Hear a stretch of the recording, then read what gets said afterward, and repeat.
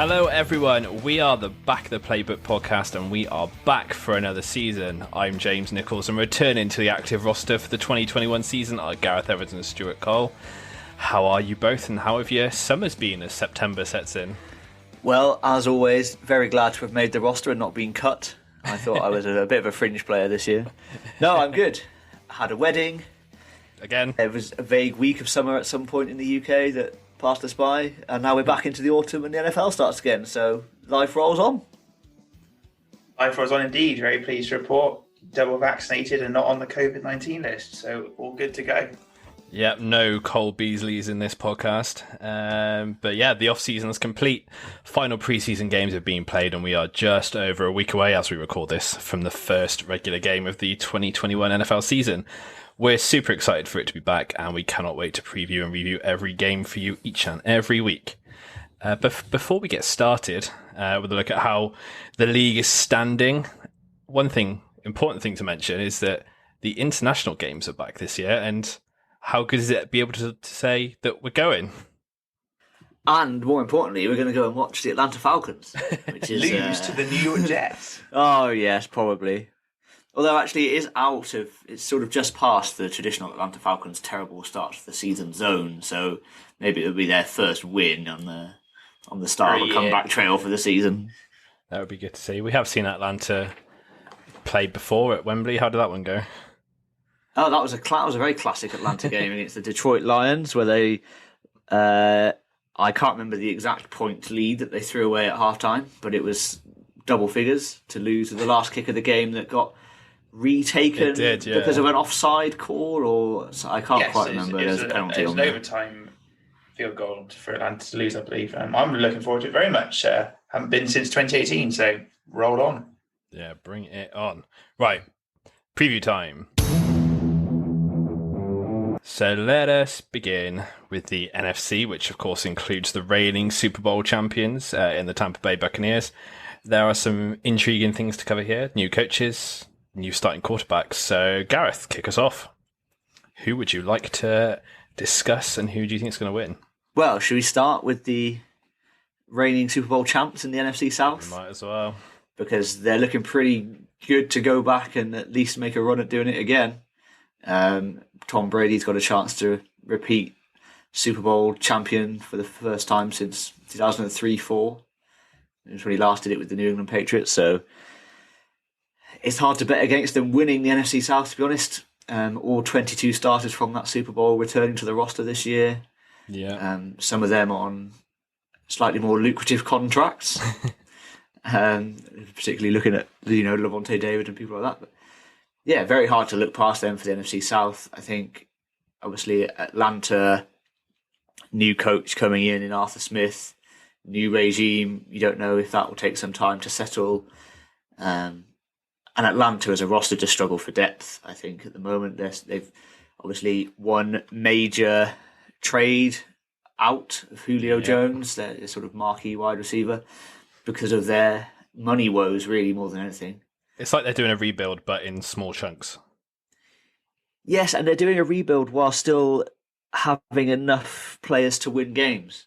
Obviously, drafting at the top of the first round, and he managed to pick up Kyle Pitts at 4th overall, who's looked every bit as good as advertised in preseason and some of the training camp videos. So, another exciting weapon for Matt Ryan to use, along with Calvin Ridley.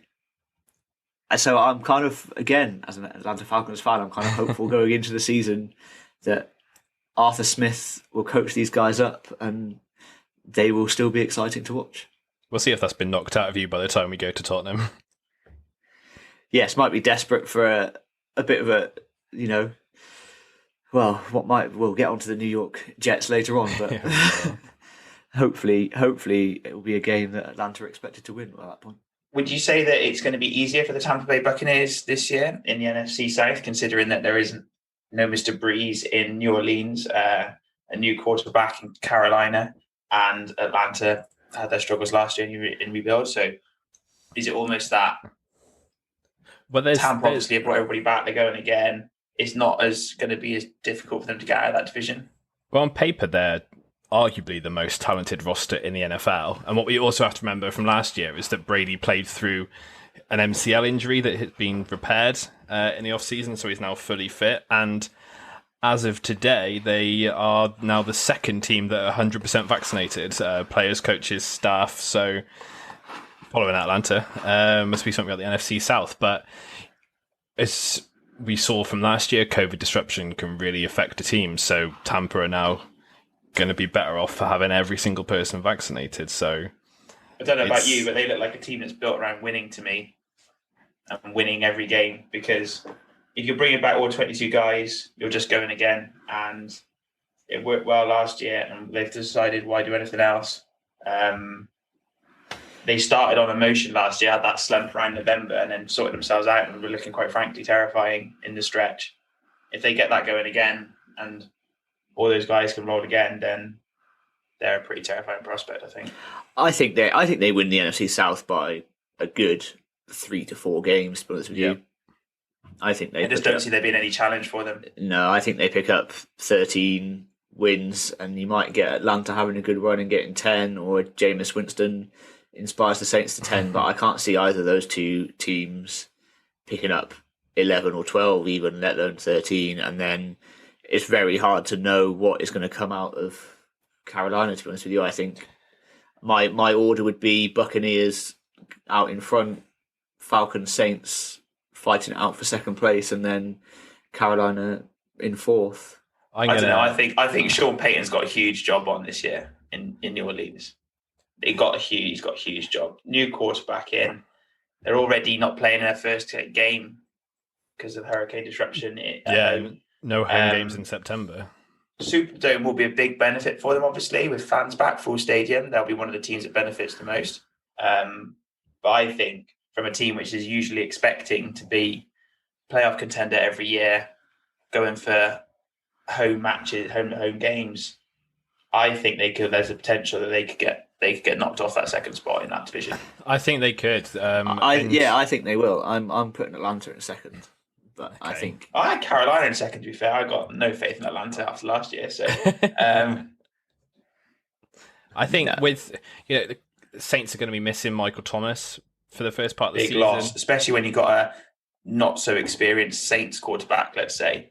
And the wideouts that are left behind aren't exactly thrilling on paper, and there's a lot of pressure on Alvin Kamara. Like, he's going to have to carry that load, and we'll see if it's the 30 interception Jameis Winston we get, or if he's going to be in a better team, if he's going to put together a bit more polished performance. But there's a lot of question marks over the Saints. We'll touch on Carolina because they're my team. But the big hope is obviously Darnold living up to the potential that he had. He had kind of got messed around by the Jets, but now he's got proper coaches. He's got Christian McCaffrey behind him. He's got DJ Moore, Robbie Anderson, and Terrace Marshall, who looks very good in preseason. So the weapons are there, and if Darnold can't do it this year, then I think that's him done. And a team's not really going to take a chance on him. Defensively, Carolina are very young but very talented. It's intriguing to see how JC Horn goes, but when you've got like Derek Moore and Brian Burns, I think it could be a sneaky good defense. I think the Panthers are a more of a hopeful team than an expectant team. Yeah, I would say. Yeah. I'd say this division is one of the ones where there's a little bit more unknown about it. You don't really know what the Saints are going to be like. You don't really know what either Atlanta or Carolina are going to be like. You know exactly what Tampa Bay are going to be like. So there's a little bit of intrigue in this one because you've got three teams that are going to be probably different identities to what they were last year. And that's what's going to be good about it. But unfortunately, they're in the same division as Tampa Bay, and none of them are at that level. So for me, it's a runaway Tampa Bay division win here. But quite interested to see what happens. Yeah, I'm going Tampa division win as well.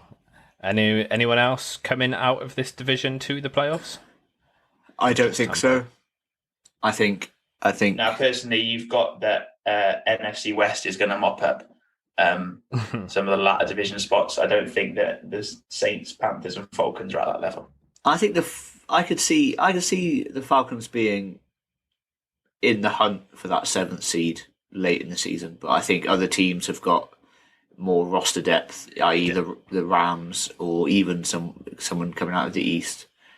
I think that is heart overhead there, Gareth. Yeah, it probably is. We'll run this back in a few weeks to see where they're standing. Right, okay, NFC South done. NFC North. Stu, who do you fancy from this one? Oh, the NFC North. It's got my favourite team in it, the Chicago Bears, that absolutely rolled me most weeks last year.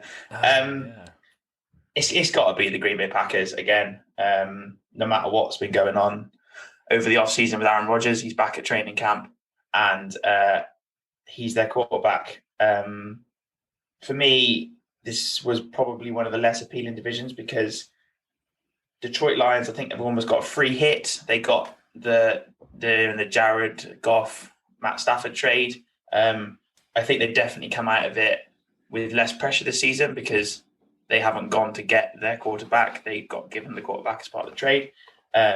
So it'd be interesting to see how they go, but they're probably starting off from a pretty low level anyway. The Minnesota Vikings. I'm going to throw this one to you because surely they have to deliver, but are they going to? Well, last season we all picked the Minnesota Vikings to win this division when we did this 12 months ago because they were coming off the back of a decent run with Kirk Cousins, and there was just this sort of sense that they'd push on and do it again. They would push on and do it again, and they just fell apart defensively, and they finished 29th in points allowed. Offensively as well, really. Their second, well, offensively they were pretty hot, to be honest. Off the back of Dalvin Cook, they got Justin Jefferson came out, and if it wasn't for a record-breaking season by Justin Herbert, he would have won Offensive Rookie of the Year.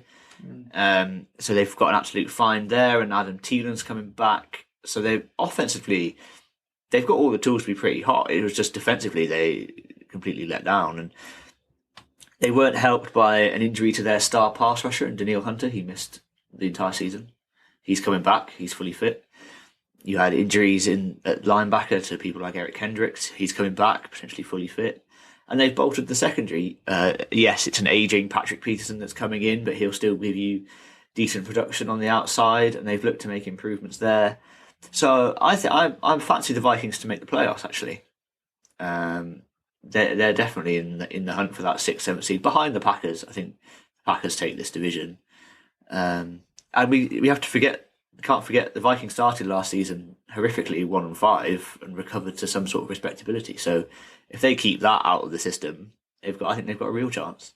Yeah, they need Kirk Cousins to put the good headlines up and to be a solid version of himself rather than the one that gets lynched every so often. I think the Vikings are very much dependent on how they start the season. If they start the season well, they can get rolling and they can carry on. If they don't start the season quite well, I reckon the questions might start getting asked. Daggers can start coming out, and that's how it always falls apart. So they're a confidence team, I say. There's a good argument that Mike Zimmer could have the hottest chair in the NFL after 3 weeks. Yes. If they start 0-3, or after 4 weeks it's 1-3, he's coaching for his job this year.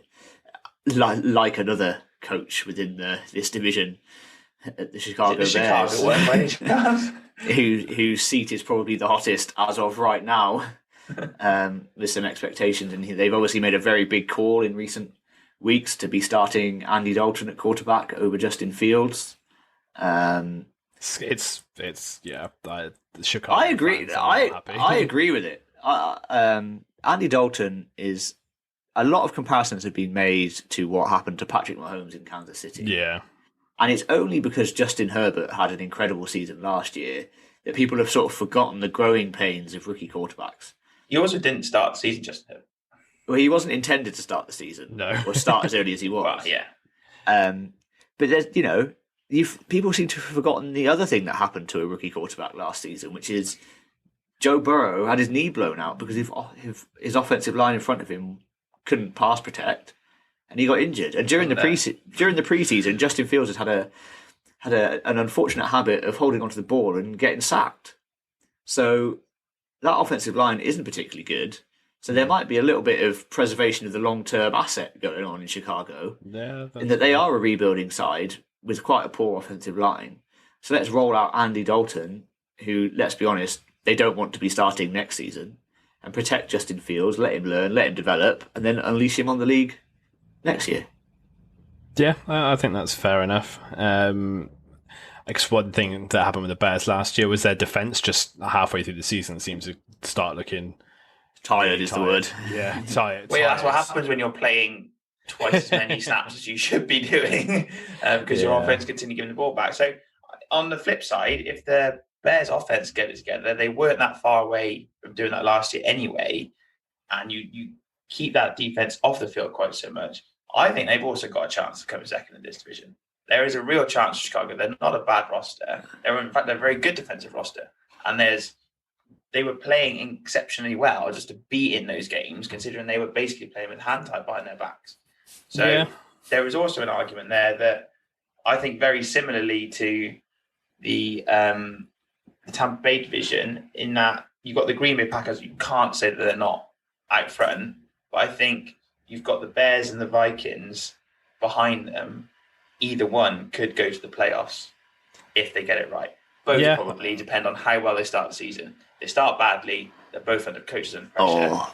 They start well, they want more of a chance. I disagree. I'm putting the Vikings a couple of games ahead of the Bears, I think. I am too. And I'm not doing that because of last year. That wasn't impressive. There were games last year where I just could not watch the Vikings. They were just so poor to watch in every aspect. So for me, I had to go Bears above them in this one. That's fair. Packers, then Vikings for me, and both those teams going through to the playoffs. Agreed, yeah. I think the second team in this division goes through to the playoffs. But you're refusing to say which one. No, I'm saying the Bears. Interesting. I like it. Yeah, of course, we're not talking about the Lions because they are just absolute dishwater.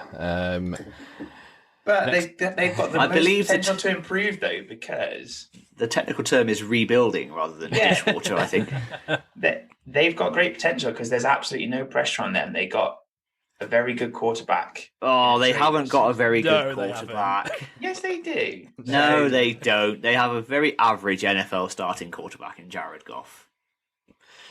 They've got a better running back and a better tight end, DeAndre Swift and TJ Hawkinson, but yeah, it'll be interesting to watch. We'll come on. They've got a quarterback that's been to the playoffs, put it like that. Well, yeah, we'll see if Goff's a system quarterback, as it was label that was thrown at him before, and see how much of a difference Stafford being in LA makes to them. But we will get on to the NFC West. Next up is the NFC East, the division that last year nobody seemed to want to win. Gareth, who's going to do it this time? Now this has potential to be the most intriguing division that we're going to talk about today. Not because it's going to be the best. It's not got it's not got four high quality teams that you could all see making the playoffs. Four teams of a similar standard. It has four teams of a similar standard, and you just don't really know what you're going to get because you've got the Dallas Cowboys, who will be led by the leading contender for comeback player of the year in Dak Prescott, who was putting up insane numbers of yards before he was injured last season because he was having to cover for a terrible, terrible defense. Yes. And then you've got the Washington football team, who could get no sort of quarterback play rolling at all, who won this division, have drafted in the journeyman to end all journeymen in Ryan Fitzpatrick, who will give you some solid quarterback play, but also has the potential to do some daft things and turn the ball over. You have Jalen Hurts leading the Eagles, and he showed in flashes that he was a very capable running quarterback. He's yet to show me that he's a very capable passing quarterback, but we'll maybe see that develop throughout the season. And you've got the Giants left, who have got Saquon Barkley, their star name, coming back on offense. And they are looking for progression from their quarterback, who they controversially took 6th overall a few years ago now, that they need to improve. And, picking the division winner out of this is actually pretty tricky. For me, I think it boils down to how much more improved the Dallas offense, the Dallas defense is compared to the Washington offense. Because, as you just said, Gareth, Dallas offense with Dak Prescott was exceptional, and you would expect Dak Prescott to get back to similar levels, maybe not those absolute record-breaking stats he was doing, particularly straight away. And then that Washington defensive line, with however many first-round draft picks are in it, is quite frankly scary. And it's up to how well their offense can do compared to how well improved Dallas's defense can do, which has of course got Micah Parsons in coming out the draft. So for me, I think it boils down to those two. Equally, I think the Eagles and the Giants could be quite well matched, but not quite at the level of Dallas and Washington. So for me, I had to go for Dak Prescott. I've gone for that as well. There's a lot of hope that Zeke Elliott's going to be a lot better as well. I think is he now the lightest weight he's been since college. So because when Dak went down, there was a lot of Zeke's going to have to carry the load, and he didn't really. So they need a better year out of him as well. Well, he had quite a lot of fumbling last year. Last preseason, he was having all sorts of fun with his contract negotiations, and all sorts of things were going on in the background as well. So I've actually picked Washington here. If you can believe this, I've picked defense over offense. Oh no, wouldn't have guessed. Shock. Just because I think that Washington defense is just going to be a little bit more consistent, maybe than Dallas offensively. They did have their down games last year. Obviously, that was without Dak. So yeah, I've picked Ryan Fitzpatrick to sort of be solid enough to win them close games, and I think this could be a really exciting division to be following in weeks 16, 17, and the now brand new week 18 coming into the season. Yeah, I mean, the Washington offense is what we said about Fitzpatrick, but they've added Curtis Samuel, who last year had sort of a breakout year with the Panthers, and Adam Humphries is a nifty little signing in the slot too. So yeah, and Terry McLaurin is a genuine number one wide receiver. Antonio Gibson at running back is also a top draw runner. They've got a really good supporting cast around Fitzpatrick. They have, yeah. When you compare it to the Giants, said about Daniel Jones and how much animosity there has been since he got picked. Got to be make or break for Daniel Jones, isn't it? Took the words out of my mouth and off of my notes. He's got to play better, or this time next year we'll be talking about the new quarterback for the New York Giants, I expect. I mean, Saquon's going to have big pressure on him to come back and be the Saquon we know. It was a nasty injury he's had, so we'll see about that. They drafted Kadarius Toney, who's an intriguing little player, and their defense went underrated a bit as well last season, and they'll be needing another big one from them. Well, and Keanu Neal as well could be a good addition for them in defense. But yeah, I just think so much pressure on Daniel Jones. Yeah. He's gonna have to watch it out and see how he handles it. He is indeed. So for me, I'm going Cowboys to win the division, and Washington going through the playoffs with them. But I don't think there's going to be a lot in it. I've only got the Washington football team going to the playoffs here. I think Washington, Cowboys, and then the Giants. And I'm really, really not sold on Jalen Hurts as a quarterback yet. So I can't pick the Eagles. There's so much unknown. I just don't think he didn't show enough as a passer. I think he showed incredible things as a leader. The way he sort of came in, I think his whole situation was handled really badly last season. I think he did really well coming out of that. Yep. And I think not this year for the Eagles, but certainly maybe next, which is a very early prediction for the 2022 season. Okey-doke. And it was Cowboys for you as well, Stu. Yes. Whether or not the Washington football team get through is entirely dependent on the next division we're going to talk about.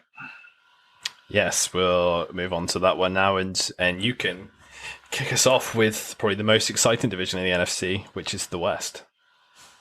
I'd argue that you could get 1, 2, or 3 teams coming out of this one.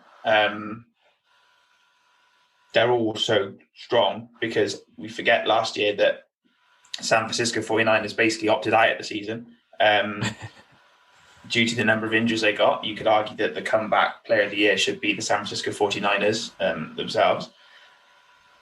You've got the Los Angeles Rams, who have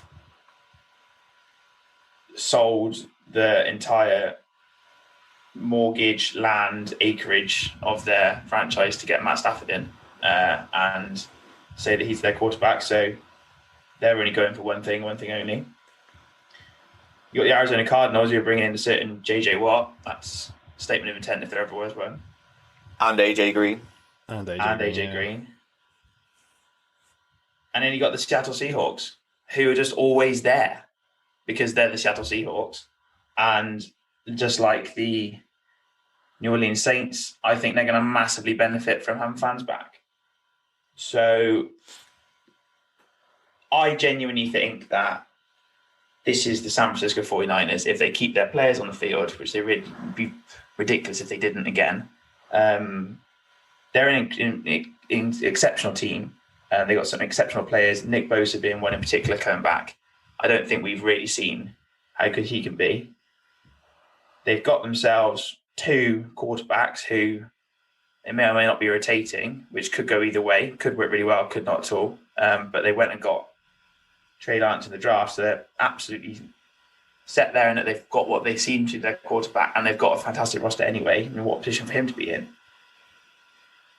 And then I think it's a battle between the Matt Stafford-led Rams, and I genuinely think it could be the Arizona Cardinals, 2nd and 3rd. And right, I'd agreed with everything you said right up until that point.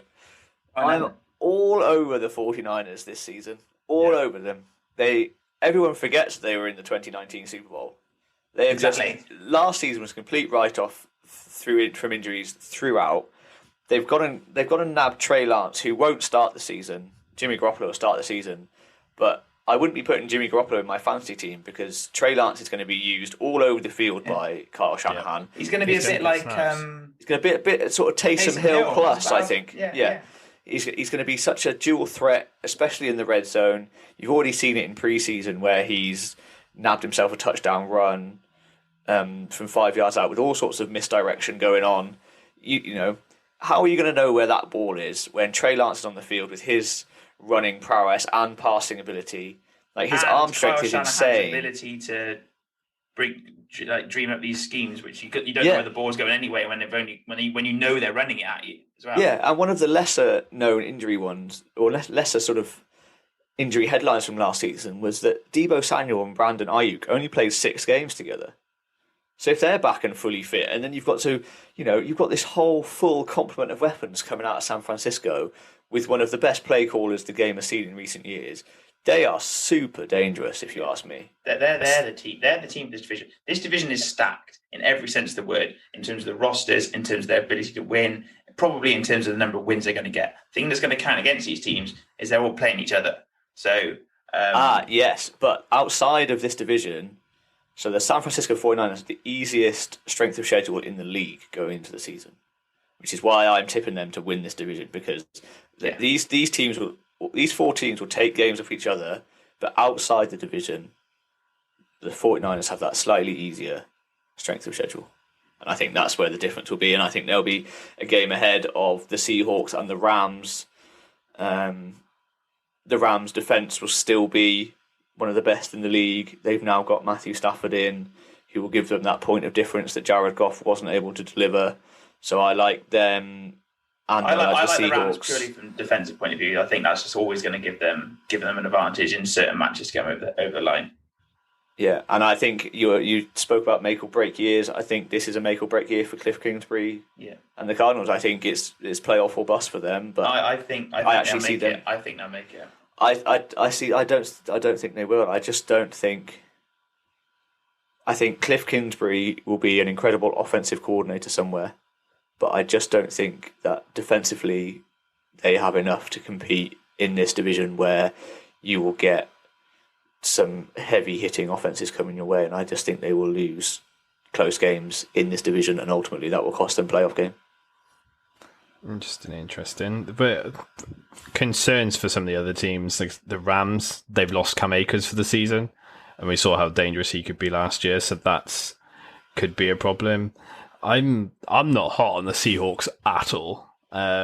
We know what to expect from their offense, and it's a kind of similar set of players, but their defense at times was absolutely shambolic. And has that really been addressed?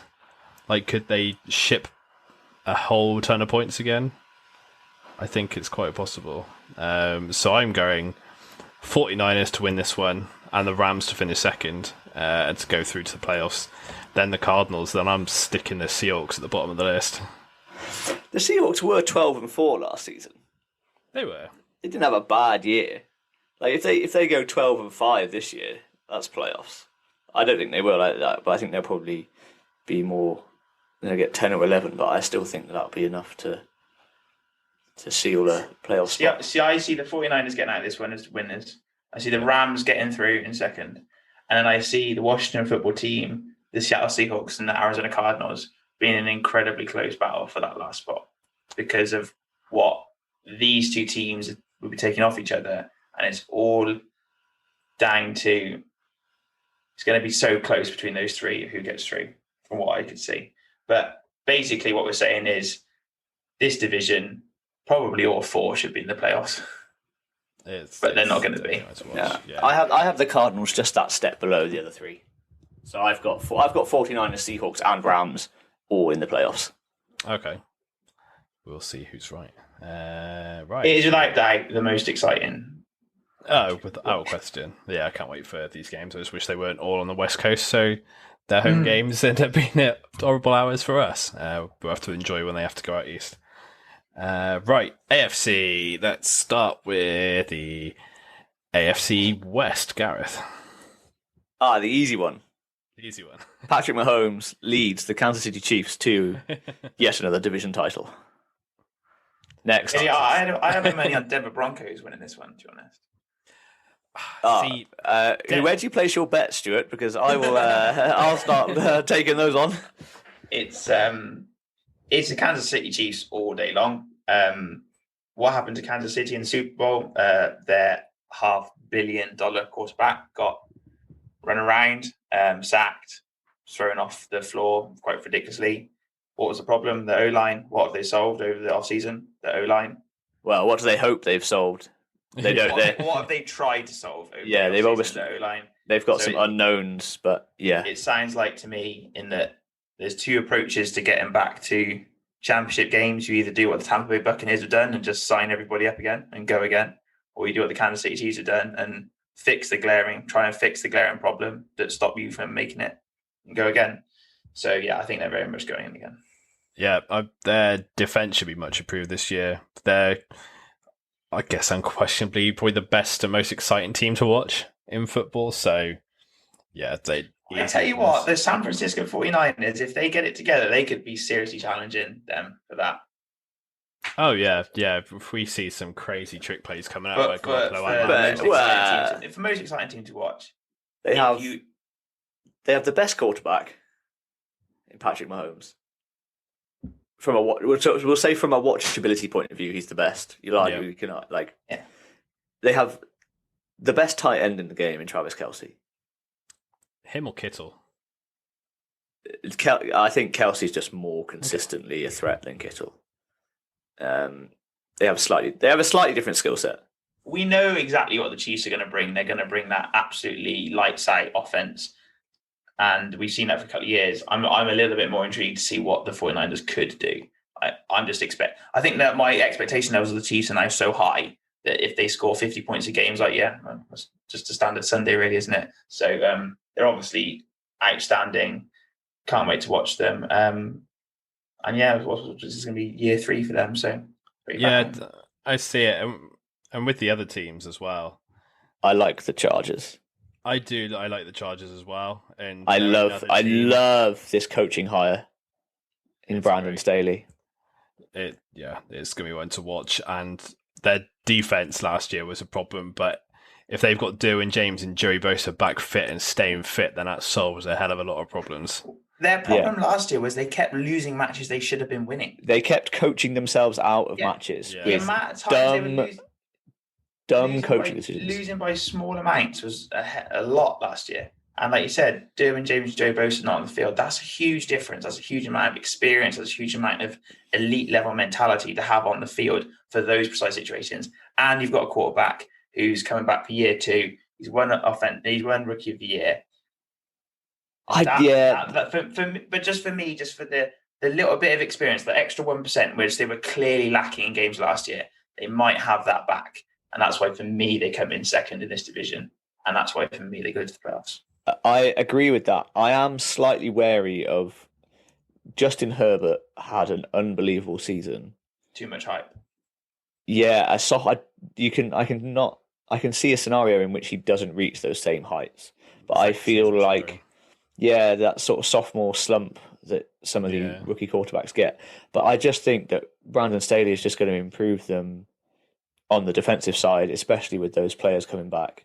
So that will basically counter that out. And they were, they lost some games they should have won last season. I think Brandon Staley wins them those games that Anthony Lynn lost them, and I think they make the playoffs. For me, they're one of the teams which is the most easiest to see how is the overall package in terms of winning a game has made a jump. So for me, that's why I think they could make an improvement on last year, because how they're going to go about winning games, you can see it's there, and that very exciting team to watch, to be honest. Yep. The other two teams in this division, I said this last year, and then it turned out to be, I got burned for it, but the Broncos are absolutely loaded with talent, but they've got Teddy Bridgewater at quarterback. And as a Carolina fan, that's not a long-term option, and that's not going to take you to the playoffs. I mean, they got a big plus in Von Miller's going to be back. Patrick Surtain looks every bit the talent we expect him to be, but Teddy Bridgewater, man, you're not. If he's been out Drew Lock, that doesn't really cast a good eye on Drew Lock either.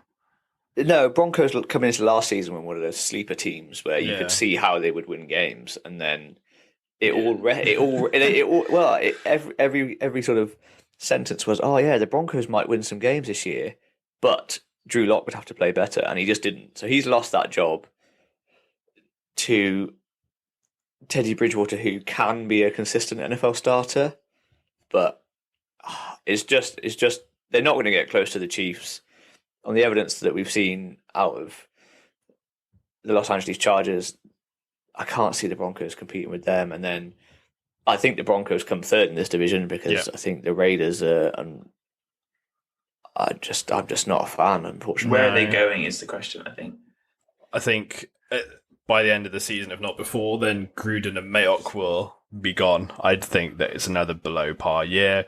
They're horribly inconsistent. Like, they can go and beat the Chiefs and then lose 5 out of the 7 next games last season.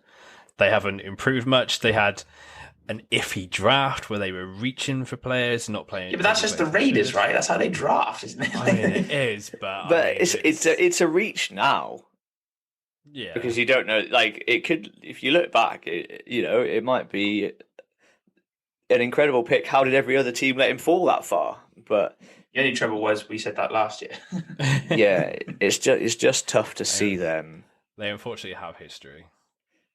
Look, they allowed they were 30th in points allowed defensively last season. I don't believe that they have improved defensively enough. No, to make that into a top 10, top 15 defense that you will need. Offensively, they were 10th in points scored. Have they improved there to make that a top 5 really pushing on? I just don't see it personally. No, I think it'll be a tough year for Raiders fans. Although, you never know, they're going to actually be playing in that nice fancy new stadium with fans. So yeah, that is one benefit they've got. Negative is I don't think the Kansas City Chiefs are going to let them beat them this year. So they're probably 2 losses down before the season starts. Yeah. So for me, Chiefs almost runaway winners with this one. Then the Chargers finishing second, then Broncos, then Raiders. And I've got the Chiefs and the Chargers both going through to the playoffs. Yeah, they both go through. All 3 of us put the Chargers going to the playoffs. I don't. Yeah. Took 5 divisions, but we all agree. Right. Stu, AFC East. This one has been in the headlines in the last 24 hours. Yeah, so you've got, for me, 2 award candidates here in this one. Should we start with the Jets? They're not going to be winning any awards. I reckon they must have second or third favourite for Offensive Rookie of the Year. Yeah, I was going to say they're in a rebuild year. And I just let's hope that this quarterback hire goes better than the last one for them. Sam Darnold could be very good in Carolina. Let's hope Zach Wilson goes a little bit better in New York than Sam Darnold went in New York. Then we come on to the New England Patriots, who are Cam Newton-less after this week. So we're going to be rolling with Matt Jones, the quarterback. I guess we'll find out how much of a wizard Bill Belichick really is this year on that hire, and how that's going to go for them. Personally, I just don't see either of the Jets or the Patriots being at the level of the Miami Dolphins or the Buffalo Bills. Interesting. I think the Patriots will win more games than the Miami Dolphins this season. Those Miami Dolphins were incredibly good last year. They were, but I'm really worried about these rumours that are flying around about trading for Deshaun Watson, and that makes me think that they are not sold on Tua. As much as they publicly backed Tua. Question mark. Well, last season, Tua was getting pulled out of games for Ryan Fitzpatrick to come in and win them. Lose them, yeah. Which isn't what you want from your starting quarterback. And for these rumours to start going around, and whatever they've said publicly, I'm sure that Tua has seen those headlines. Now, I think Brian Flores is a great coach. And defensively, I think the Dolphins will be really good again. But I'm just a little bit concerned that they don't believe in their starting quarterback, which means I'm going to pick the team that does definitely believe in their starting quarterback, because they've released the veteran to finish above them. And so I'm putting the Patriots in second, and I'm having the Bills.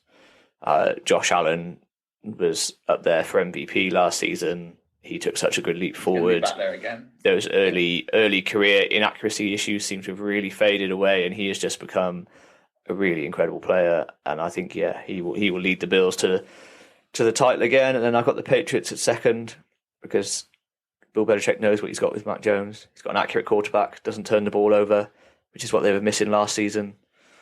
And then I've got the Dolphins coming in at third, just because, not really based on any logic. I think the coaching's really good. I think Tua has shown in flashes that he's a very good quarterback in the National Football League. So I don't personally understand why they would be looking to trade for Deshaun Watson, a player who might never play a snap in the league again, depending on his pending court cases. And then, as you say, the Jets are in full rebuild mode, first year of Zach Wilson's career, which... First year head coach as well. Yeah. I think first year, very good quarterback, and first year, very good head coach, but I think the pieces around them aren't there yet for them to be really competing.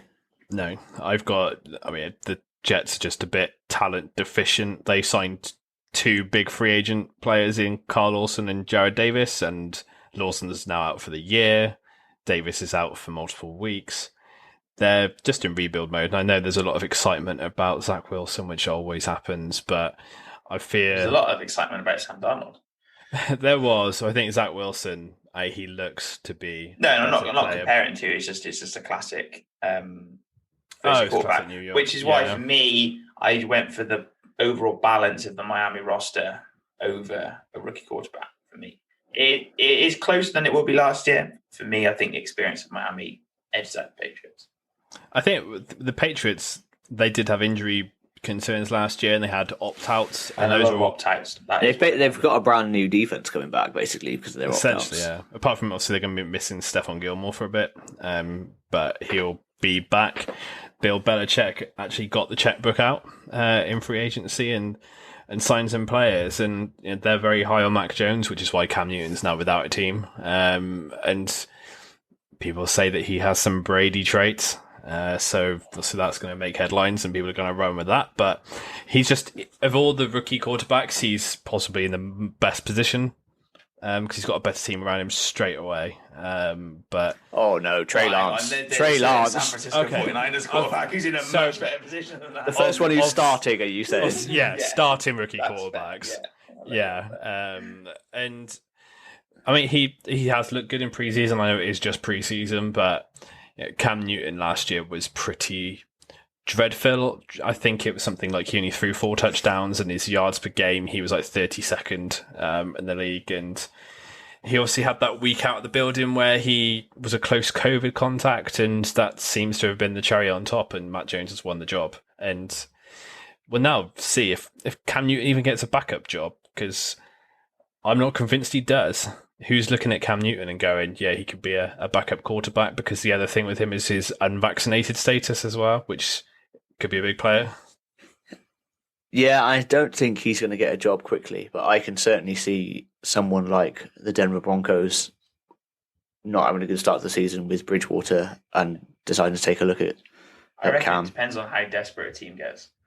Or an injury, say if Dak goes down again for the Dallas Cowboys, is Cam Newton a better option than Cooper Rush coming off the bench? Who they've signed for the Panthers. So I don't think he'll end the season a free agent, but I don't think he'll get an immediate job now because teams have set their rosters. And there's a lot of extras that comes with Cam. He is a big personality, and he's going to want to start, isn't he? Yeah, exactly. He won't. He's not going to want to be a backup. So I think it might take an injury or particularly poor quarterback play for him to get a new job. Yeah, without question. I've got Miami as being a curious one, but the Bills were like the Chiefs. I barely wrote anything about them because what more can you say? Josh Allen's still so young as well, which people forget because he seems to have been around for a few years now, but he's still one of the young. Him a contract. Exactly. So yeah, Bills easy winners for this one. Then I've got the Patriots coming second, and the Patriots following them into the playoffs. Again, I think this is another one. I think the second place team in this one goes to the playoffs, and I think it's Miami. I don't. I've got the Patriots in second, but not in the playoffs. AFC North. Some proper playoff contenders here, Gareth. Yep. Led for me by the Cleveland Browns. Agreed. Oh, for Pete's sake, I thought that everyone was going to go for Baltimore. I thought, goodness me. This was good. This was my, I was expecting an ooh. I just think they've got that monkey off the back. Making the playoffs again. That's the key point. And I think they're gonna take their first AFC North title off the back of that. Baker Mayfield seems to have really matured. They just seem to be a solid team all round. Good coaching, good roster. It's one of the toughest divisions in football to win. I think Baltimore will be right there with them, and I think they will be fighting all the way through week 18. But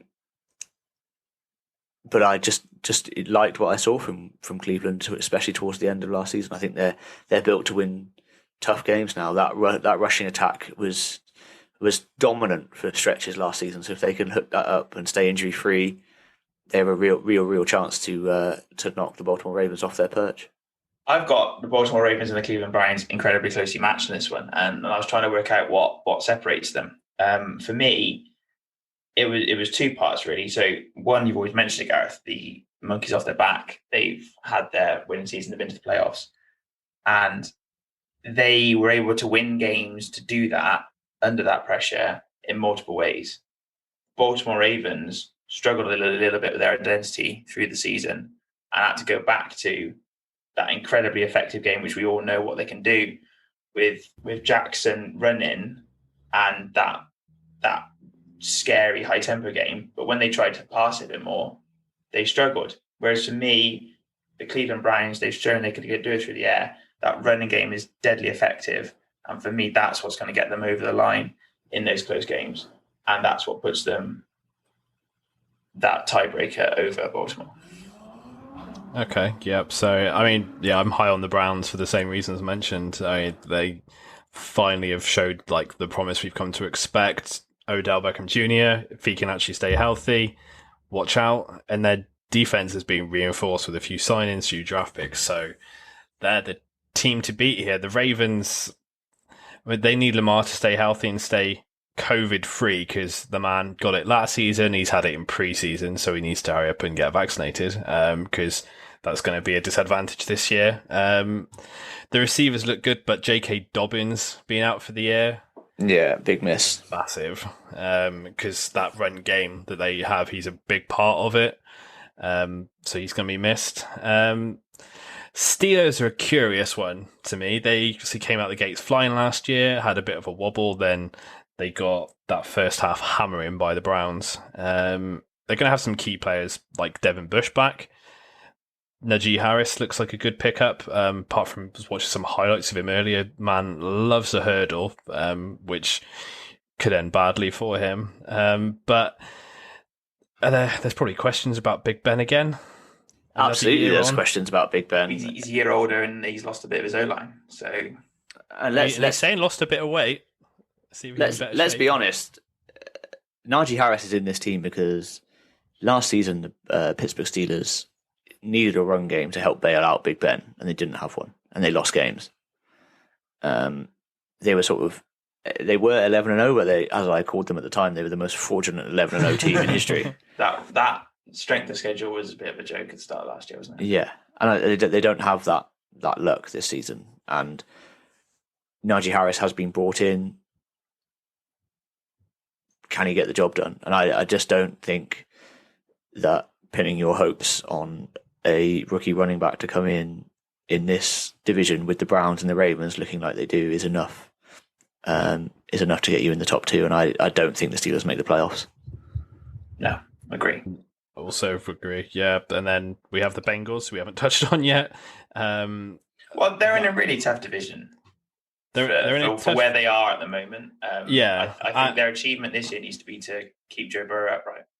And speaking of keeping him upright, in the draft, they had Penei Sewell there for the take-in. They said they took Jamar Chase, who, in pre-season has been more like Dropsy Chase. So it leaves questionable protection for Burrow again. So I think Bengals fans are in for a bit of a hard time. We covered this in our draft show, didn't we? It doesn't matter how many routes Jamar Chase is running if Joe Burrow can't get the ball to him because he's on the deck. So it all depends on the O-line. It is entirely dependent on the O-line for the Bengals. But it won't be enough to compete with the Browns and the Ravens. Not at all. No, agreed. I mean, they know that they found their franchise guy long term.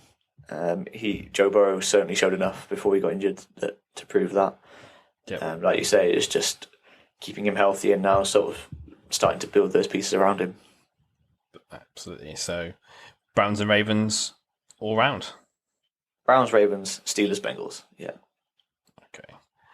And finally, the AFC South. Well, we've got the Tennessee Titans who have gone and got themselves Julio Jones to add to their offense. And then we've got everybody else kind of almost self-destructing around them. In that you've got the Jags in full rebuild mode. We've spoken enough about Houston in season 1 of this podcast to know that no one really knows what's going on there. And probably they don't really know what's going on with Deshaun Watson. So that can't be a good way to start the season. And then you've got the Indianapolis Colts who brought in Carson Wentz, and in typical Carson Wentz fashion, no one's sure if he's going to be able to start the season. So I don't think any of those points in it being season 1 for Jacksonville essentially allows them to compete with Tennessee. No, I've got Titans are the best team in this division, and it's the best team by a way. The offense is the lights out offense. It's in its own way is like the Kansas City Chiefs offense. This is a scary offense because you've got Derrick Henry, you've got AJ Brown, you've got Ryan Tannehill, you've got Julio Jones in the same way that Kansas City have got all their superstars. It's just going to be a cakewalk for them. Yeah, but though Gareth has the Atlanta fan in the room, Julio Jones. Oh, Julio Jones is a monster. Yeah, still. Oh, 100%. And he's opposite AJ Brown now. I guess the problem with Julio is if he can actually stay healthy. There's going to be less pressure on him, though, right? That is the problem. But he's going into a team where, I mean, I would argue that Calvin Ridley is a bona fide number one wide receiver in this league, but AJ Brown has proven to be that already last season. So I like the Titans a lot. It remains to be seen how much they miss losing Arthur Smith, the offensive coordinator. Obviously, he's gone the other way to Julio. He's gone to Atlanta. But they're built around Derrick Henry being a monster and AJ Brown being a monster, and Julio Jones is still a monster. Like, don't think he isn't. They're a frightening team going forwards. But the reason none of us picked them to win a playoff game last season is the defensive side of the ball. And have they addressed that enough to contend with the Chiefs, the Bills, the Browns, the Ravens? I'm not so sure yet. No, I'm not sold. But I think I've got a bit more of an upside on the Colts than you two guys. Okay. I think they've got an upside. It's just I need to see it. I need to see him physically, because at the moment I'm not. We've seen Carson Wentz play for Frank Reich before, and it has a very, very good results for the Philadelphia Eagles. Carson Wentz last season was a bad quarterback, but I think that was based more around the mental place that he was in Philadelphia. I think a change of surroundings will do him the world of good. And if he can get back to what he showed with Frank Reich at the Eagles, then that's much improved quarterback play coming out of Indianapolis. They've got Jonathan Taylor, running back, great running back. Yeah, they've got a defense that is top 10 in the league, led by Darius Leonard, who's just signed a big deal. They drafted Kwity Paye, who has managed to get some pressure off the edge in pre-season. So if he can continue that into the regular season, then I think that defense will actually improve on their sort of top 10 status from last year. So I'm high on the Colts. I think the Colts make the playoffs. Interesting. See, this is where I went the Dolphins. So where you're taking the Colts, I'm sending the Dolphins. Yeah, I guess it's one of those that they're probably one of the teams which has the most potential to improve throughout the season, stroke surprise, and put it all together. I agree with you that it is an unknown. They're a very unknown team. I'm just going for that change of surroundings working wonders for Carson Wentz, really. Fair. He has already dealt with an injury and some COVID issues. I think he's back. He got activated. He got reactivated today. Yeah. So he now can prep ready for kickoff in a week. Just over. If he's fully fit for it, that's the question. Yeah, if he's fit. Which is always the question with Carson Wentz, right? So it's just, I think it's just to see how it goes. It could go exceptionally well for them, and for him. And it's what we want to see, really. But right now, I just can't see them being enough to overhaul the Titans and the Dolphins and the Chargers to sneak into this playoffs. No, that's fair. Then, I mean, the other teams, the Texans, I mean, they're probably the worst team in the NFL. They haven't addressed anything. Well, they're the worst team. They're the worst team in the NFL, depending on a court case. Because Deshaun Watson does make them a different team.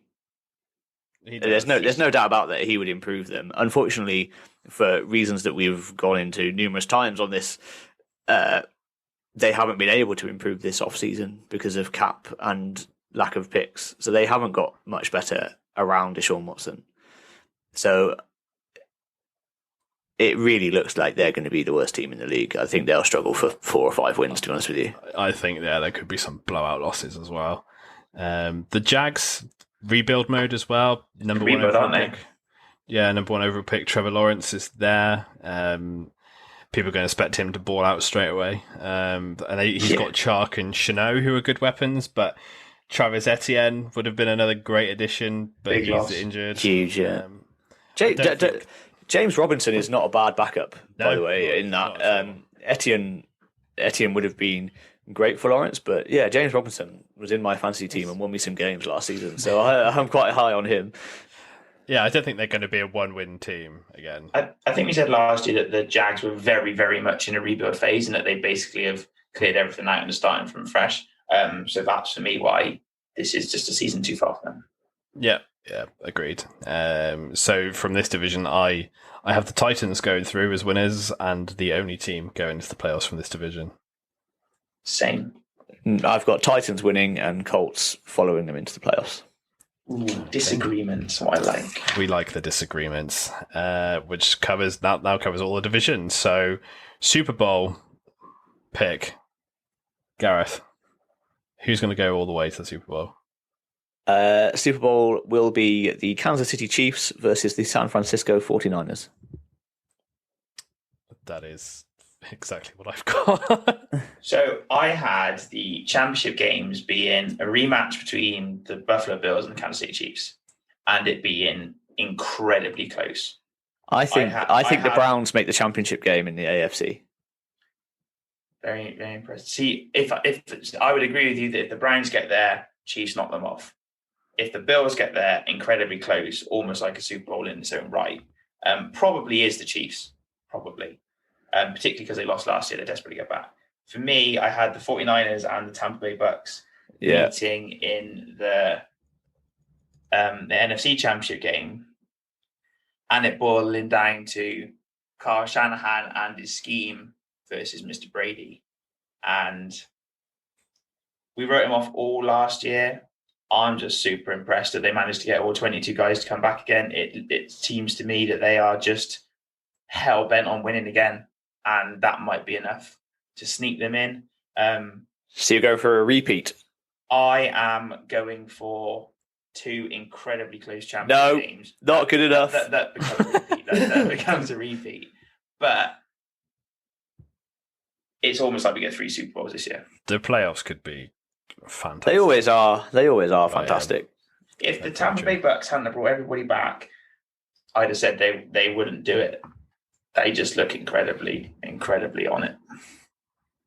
Okay, Let's see if they can actually last the season, because obviously they got away with a lot of injuries last year. So if they can't do that, the 49ers will be there to mop them up. Okie doke. Some individual awards now. MVP.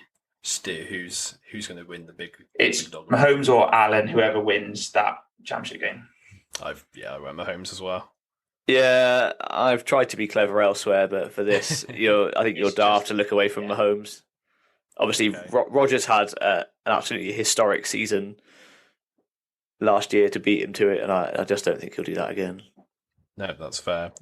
Offensive player of the year, however, I have gone for Aaron Rodgers, because they're not often MVP and Opoya rarely the same player, are they?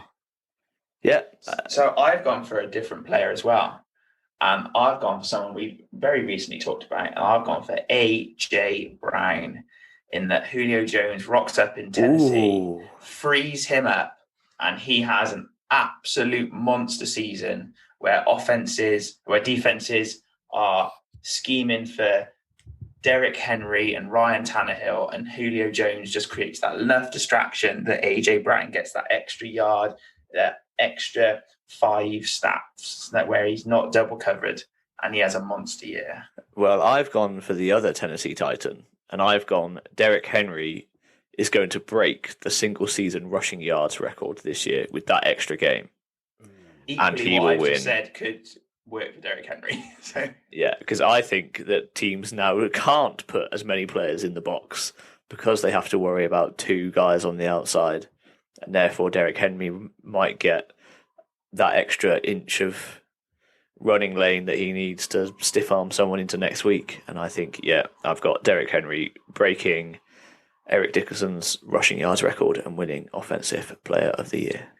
Shall I tell you what we've just decided there is that the Tennessee Titans are a terrifying team to in the regular season. And why have we not put them going to the Super Bowl? Because they can't play defense. Yeah, there we go. Exactly. Yeah. Defensive player of the year. I've gone for the completely obvious one of Aaron Donald. Now, you see, I thought about the obvious one of Aaron Donald, and then I remembered that the San Francisco 49ers have an incredibly good defensive player who didn't play last year, apart from 2 or 3 games, in Nick Bosa, who we don't know how good he's going to be. He was incredible when he won Defensive Rookie of the Year. I think he follows it up this year and wins Defensive Player of the Year. Bowls. I've Like it. also gone defensive line, but I've gone for Myles Garrett of the Cleveland Browns. I think part of the Browns' winning run will be built off the back of their defense, and I think he has a big year. States his claim as one of the best pass rushers in the league, and gets them across that line in a couple of big games, which gives him the Defensive Player of the Year award. Another strong contender I had was Shaq Barrett as well for Tampa Bay. I think what we're saying here is the teams that get to the Super Bowl and the championship games are built on defense. Is that what we're saying? I was going to have a really rogue Carolina-influenced shout and go with Jeremy Chin. Get out of here. Yeah, no, we're not having that. He can't, no chance. But yeah, I'll go with Aaron Donald. Like Stu earlier, I'll take your money off that one. Okay, some rookies. Stu, who have you got for offensive rookie? I was really struggling on this one until about 24 hours ago. There's a player who's going to play, if he doesn't get injured, every game. And he's a quarterback called Mac Jones. And therefore, for me, just on the purely statistic side of it, he's going to be in everybody's thoughts from week one. And I think he sneaks it over Trey Lance. Trey Lance in second. Okay. I am going because Mac Jones is going to start. It's what he's going to play a lot of games. I am going for another player who is going to start, and he's going to play all three downs, and they're going to play all three downs at running back for the Pittsburgh Steelers. In Najee Harris. Like I said earlier when we were going through the divisions, they needed to run the ball last season. They were desperate for a run game, and he will provide them that. He's such an explosive guy. He's such an intelligent runner with the ball, but he's also such an intelligent pass catcher. So he'll play all three downs. He'll be such a focal point for that team, especially if Ben Roethlisberger is struggling to push the ball down the field like he was at times last season. And I think, Offensive Rookie of the Year, because I thought about all those starting quarterbacks, and it does often go to a quarterback. We're overlooking Trevor Lawrence at the Jacksonville Jaguars here, but I just don't think they've got the weapons, and I think Najee Harris does have the players around him to win games and be that focal point for quite a good team. Nice. Yeah, I'm actually with you, Stu. I got Mac Jones as well, because he is going to be starting and because he's going to be playing in a good team as well. I actually had Kyle Pitts a second. I've got a little disclaimer on this one. I don't actually think he's going to be the best rookie, but I think he's going to win the award. I think, like Gareth said, the best rookie probably will be Trey Lance or Najee Harris, but just knowing how this award usually goes, I'm going for the logical option. Okie doke. Gareth, you love the defense, so who's your defensive rookie of the year? Well, someone you mentioned earlier, actually, and it's Patrick Surtain II, cornerback, Denver Broncos. He has had an absolutely stellar preseason. He's really come in and hit the ground running for a team that did need secondary help. So he will start at corner. He will make those big highlight reel plays that are important in awards like this. He will get his picks. He will get his pass defense. He will really, really fill the stat sheet this season for them. And Patrick Surtain. Seeing as the Dallas Cowboys were unable to draft Patrick Surtain when they probably wanted to, and they went back a couple of spots, I'm going to pick Micah Parsons, who's going to be starting linebacker for the Dallas Cowboys and might get a bit of credit for improving that defense and getting them to the playoffs along with Dak Prescott. So therefore, I'm going Micah Parsons. Yeah, he's a good player. Unfortunately, I've agreed with you on this one as well. I've also got Micah Parsons. Seems like a hell of a player, and I don't know if either of you boys have watched any of Hard Knocks yet, but he's just so keen to play every single snap. Yeah, that could count against him if he ends up himself doing it. It could, but he just seems super talented, so I'm going to go with him. I think he's going to attract headlines because he's going to be in that defense. And there was a point of weakness for them. And again, a bit like my pick of Mac Jones, I think it could be an easy way for the award to be given. Yeah, definitely. Coach of the year, I am going for Mr. Kyle Shanahan for this one. I think we all are all aboard the Kyle Shanahan train this year. Just because they're going to have a comeback season, and it's other contenders are out there. If the Chargers make the playoff, Brandon Staley will be up there for his first season. Arthur Smith could coach Matt Ryan to 10,000 yards because they won't be able to play defense. You know, but yeah, I think Kyle Shanahan's just got weapons for days, and they will just bounce back from their injury hit season last year and just feel like a different team. I think people might have forgotten how good the 49ers were and how hampered they were last year. And it's going to almost seem like Kyle Shanahan's turned them around when in reality, he's just taken a sabbatical, really. They were outstanding when they went to the Super Bowl. And I think they're going to be outstanding again. Yep, totally agree. Last award, comeback player. I went for the entirely obvious choice of Dak Prescott. Just because he's in a position. See, I knew you were going to go for that, so I went for my defensive player of the year, Mr. Nick Bosa. I think it's very hard to look past Dak Prescott for this. I think if he gets 4,500 passing yards and 30 touchdowns, that's kind of locked on, isn't it? And he was on pace. He was on pace for some bonkers numbers. He was. Yeah, I think Dak Prescott. Okay. Excellent work. And that nicely ties us and brings us to the end of our preview show. So we will be back next week with a full week one preview as the NFL is fully back in swing. In the meantime, find our socials. If you are a new listener to us, then welcome. We are big in Germany and big in Trowbridge. So if you want to join up with those committees, then feel free. But yeah, we're back at the Playbook on Facebook and Playbook Pod UK on Twitter and Instagram. Yeah, we can't wait for next week. So it's a goodbye from Gareth. Goodbye. Goodbye from Stu. Goodbye. Goodbye from myself. Enjoy your week. Come back for the next show. Thanks for listening.